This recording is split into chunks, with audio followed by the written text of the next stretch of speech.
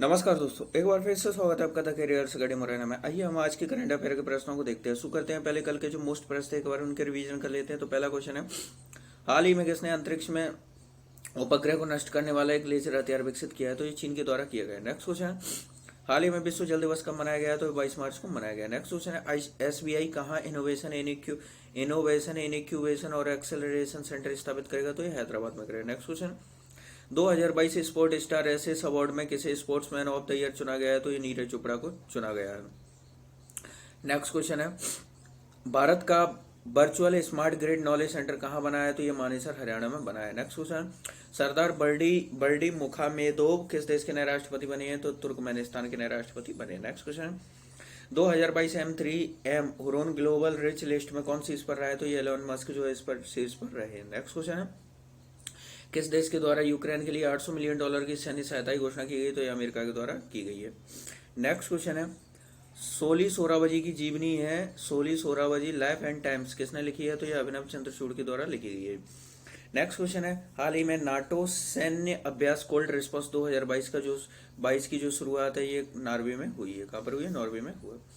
और अभी तक आपने चैनल को सब्सक्राइब नहीं किया है तो चैनल को सब्सक्राइब करें, बेल आइकन दबाएं जिससे कि आपको नए वीडियोस की नोटिफिकेशन मिल सके। वीडियो को लाइक करें और अपने फ्रेंड्स के इसको शेयर जरूर करें।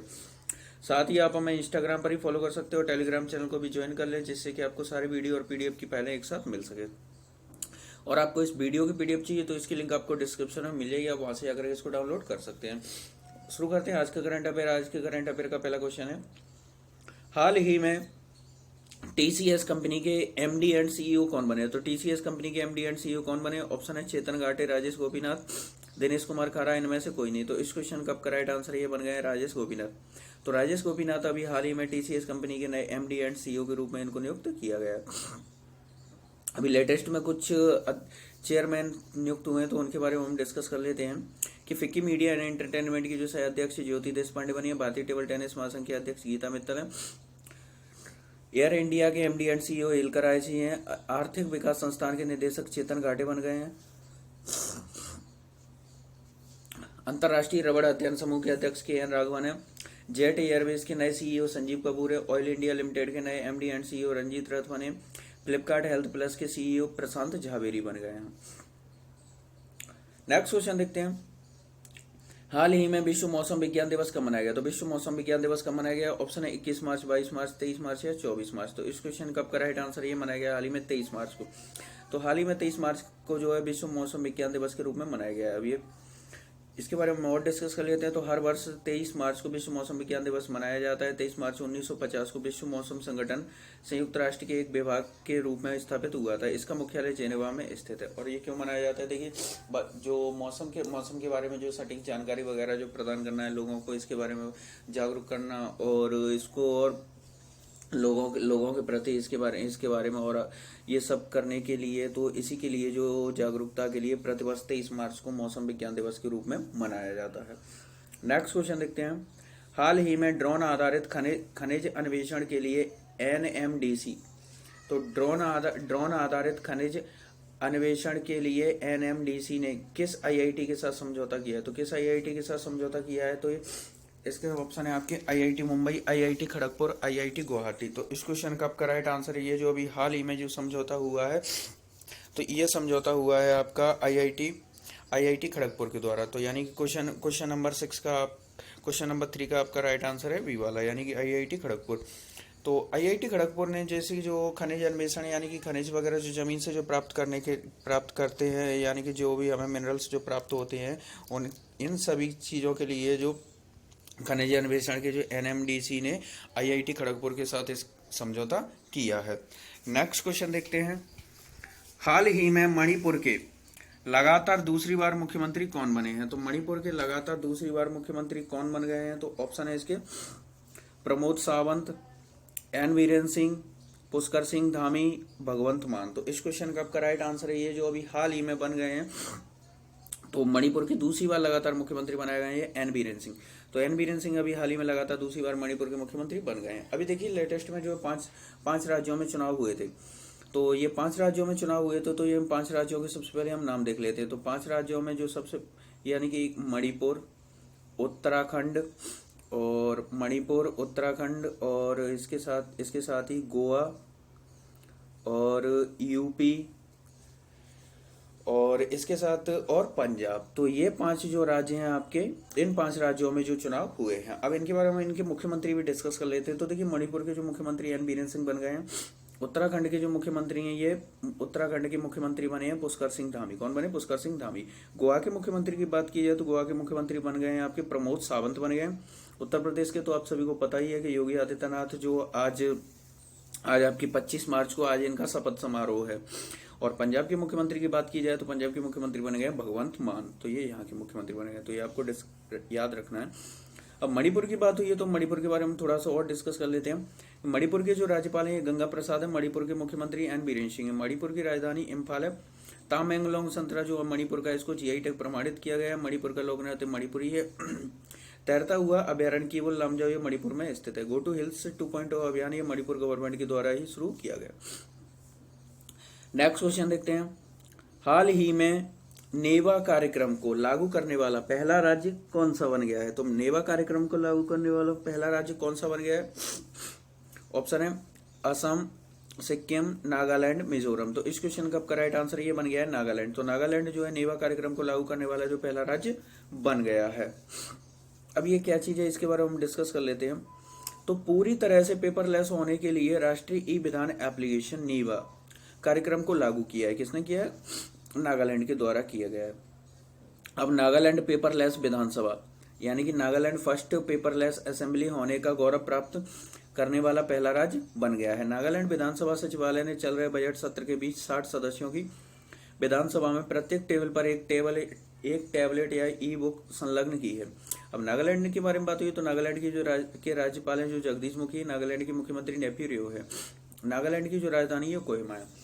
और अभी हाल ही में कुछ ही समय पहले नागालैंड ने 2030 तक 100% साक्षरता दर लक्ष्य वो हासिल करने का लक्ष्य रखा है। नेक्स्ट क्वेश्चन देखते हैं। हाल ही में सीडीएस जनरल बिपिन रावत, जिनकी अब सभी को पता है कि जिनकी अभी कुछ ही समय पहले जो एक हवाई दुर्घटना में दुखद मृत्यु हो गई, तो इसके बाद इनको जो मरणोपरांत इनको किस पुरस्कार से सम्मानित किया गया? किससे? ऑप्शन है इसके पद्म विभूषण, पद्मश्री, पद्म भूषण, भारत रत्न। तो इस क्वेश्चन का आपका राइट आंसर ये जो अभी हाल ही में इनको सम्मानित किया है पद्म विभूषण से।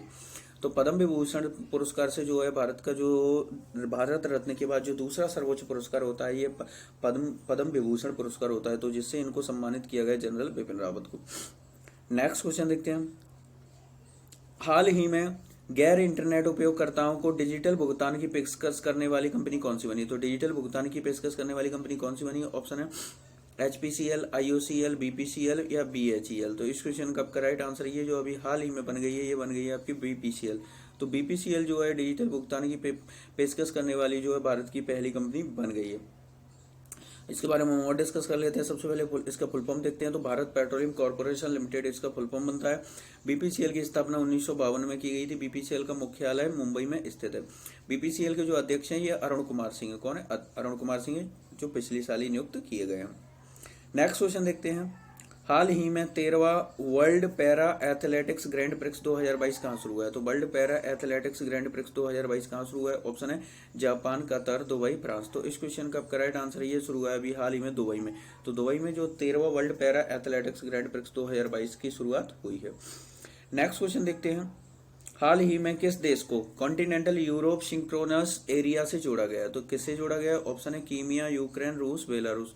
तो इस क्वेश्चन का आपका राइट आंसर ये जोड़ा गया है यूक्रेन को। तो यूक्रेन को अभी हाल ही में जोड़ा गया। अब सबसे पहले ये क्या चीज है, हमें ये इसके बारे में हमें डिस्कस करना है। तो यह एक विद्युत ग्रिड है जो यूरोप के अधिकांश भागों में फैला हुआ है। यह कदम यूक्रेन को रूस से अपने पावर सिस्टम को अलग करने की अनुमति देता है। तो इसी के लिए देखिए यहाँ पर क्या है कि जो यूक्रेन का जो काफी जो यहाँ पर रूस के द्वारा यहाँ पर अटैक किए जा रहे हैं, इसकी वजह से यहाँ के जो पावर सिस्टम यानी कि जो विद्युत सप्लाई वगैरह इन चीजों ये भी काफी इफेक्टेड हुए हैं। तो काफी हद तक जो यहाँ पे जो एनर्जी जो रूस से प्राप्त की जाती है, तो इसी की वजह से यहाँ पर अब इसके तहत जो यूक्रेन का जो पावर सिस्टम यानी कि एक तरह से यानी कि इससे स्वतंत्र करने के लिए ये सिस्टम किया गया है। अब यूक्रेन की बात हुई है तो यूक्रेन पूर्वी यूरोप में स्थित एक देश है। इसकी सीमा पूर्व में रूस, उत्तर में बेलारूस, पोलैंड और स्लोवाकिया और पश्चिम में हंगरी और दक्षिण पश्चिम में रोमानिया और मालदोवा, और दक्षिण में काला सागर और अजोब सागर से मिलती है। यूक्रेन की राजधानी कीव है। क्या यूक्रेन की राजधानी कीव है? यूक्रेन की करेंसी यूक्रेनियाई रिवनिया है, और यूक्रेन के राष्ट्रपति वोलोडिमिर जेलेंस्की जो यहाँ के राष्ट्रपति हैं। नेक्स्ट क्वेश्चन देखते हैं। हाल ही में पुतुल उत्सव का आयोजन कहाँ हुआ है? तो पुतुल उत्सव कहाँ आयोजित हुआ है? तो ऑप्शन है इसके ओडिशा, नई दिल्ली, हरियाणा, उत्तराखंड। तो इस क्वेश्चन का आपका राइट आंसर ये हुआ है नई दिल्ली में। तो नई दिल्ली में अभी हाल ही में पुतुल उत्सव का जो है आयोजन शुरू हुआ है। अब ये पुतुल उत्सव यानी कि ये क्या चीज, हम इसके बारे में डिस्कस करें। तो पुतुल उत्सव यानी कि कठपुतली यानी काठ की लकड़ी का बना एक खिलौना होता है जो प्राचीन काल से लोगों का मनोरंजन का साधन है। इस महान कला को संरक्षित करने के लिए देश के 5 बड़े शहरों हैदराबाद, वाराणसी, ओडिशा, अगरतला और दिल्ली में पुतुल उत्सव का आयोजन किया जा रहा है। अब आपके लिए जो एक्स्ट्रा क्वेश्चंस लेकर आते हैं हम उनको हम डिस्कस करते हैं। तो सबसे पहले जो राष्ट्रपति शासन ये पंजाब में लगाया गया था। कब, कहाँ लगाया था? पंजाब में कब लगाया था? 1951 में। नेक्स्ट क्वेश्चन है, लोकसभा अध्यक्ष अपना त्याग पत्र लोकसभा उपाध्यक्ष को दे सकता है। नेक्स्ट क्वेश्चन है, भारतीय ध्वज संहिता 2002 के अनुसार सभी भारतीय नागरिकों को राष्ट्रीय ध्वज प्रदर्शन करने का अधिकार है। नेक्स्ट क्वेश्चन है, राष्ट्रीय कैलेंडर को 22 मार्च 1957 को अपनाया गया था। नेक्स्ट क्वेश्चन है, प्राक्कलन समिति का अध्यक्ष लोकसभा अध्यक्ष के द्वारा मनोनीत किया जाता है। क्वेश्चन नंबर 6 है, लोक लेखा समिति को लघु लोकसभा भी कहते हैं। नेक्स्ट क्वेश्चन है, सरकारी उपक्रमों की समिति की स्थापना 1963 में की गई है। क्वेश्चन नंबर 8 है, पंचायती राज का शुभारंभ 2 अक्टूबर 1959 को किया गया। क्वेश्चन नंबर 9 है, संसद के दोनों सदनों में प्रश्नकाल के ठीक बाद के समय को शून्यकाल कहा जाता है। क्वेश्चन नंबर 10 है, वर्तमान में शून्यकाल 1 बजे से 2 बजे तक चलता है। अब आपका कल का प्रश्न था कि हाल ही में किस आईआईटी ने अल्ट्रासाउंड इमेज प्रदान करने के लिए एक नई तकनीक विकसित की है? तो आईआईटी मद्रास के द्वारा यह तकनीक विकसित की गई है। अब आपका आज का सवाल है कि हाल ही में किस देश के द्वारा सुरेश रैना को स्पोर्ट्स आइकन पुरस्कार से सम्मानित किया गया? तो इनमें से जो भी आपका राइट आंसर हो उसे आप कमेंट बॉक्स में लिखिए और डिटेल के साथ लिखा कीजिए। आपसे डेली बोलते हैं क्वेश्चन के बारे में जितनी जानकारी हो उतना डिटेल के साथ लिखा कीजिए। साथ ही वीडियो पसंद आया वीडियो को लाइक करें, चैनल को सब्सक्राइब करें और अपने फ्रेंड्स के साथ इसको शेयर जरूर करें।